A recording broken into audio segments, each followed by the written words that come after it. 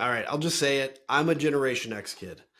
More precisely, I'm a Zennial. It's actually a strange micro generation that was born between 78 and 82. We grew up with a foot in the digital world and in the analog world. We rode bikes with no helmets, roamed the streets unsupervised. We knew how to use a rotary phone and the internet.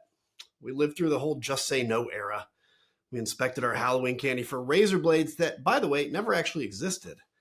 And we heard "don't be a wimp" more times than we could count. Why do I bring this up? Well, a lot of my generation, we have zero tolerance for whiners. That's why I'm so exasperated that the leader of the free world, this self proclaimed tough guy, is actually the whiniest man alive. I mean, really think about it. Every joke is an attack on him. Every poll that doesn't flatter him, well, it's rigged.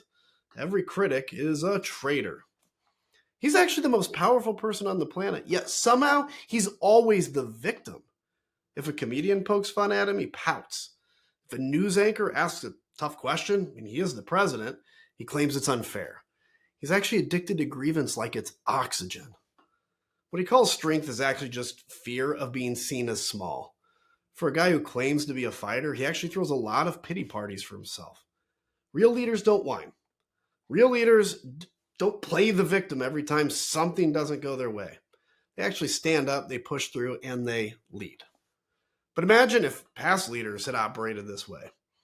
What if Harry Truman, instead of saying "the buck stops here," he actually declared, "the buck stops somewhere else. Probably it's my critics' fault." What if JFK hadn't inspired a nation, ask not what your country can do for you, but instead he whined, "ask why everyone is being so unfair and mean to me." Leaders aren't perfect, but they actually don't play the victim. As another election approaches, let's remember what real strength looks like. It's not whining every time someone tells you the truth. It's not throwing tantrums when the world doesn't bend to your ego. And it's definitely not this endless, exhausting victim act. We can do better, but actually only if we're honest about what this really is.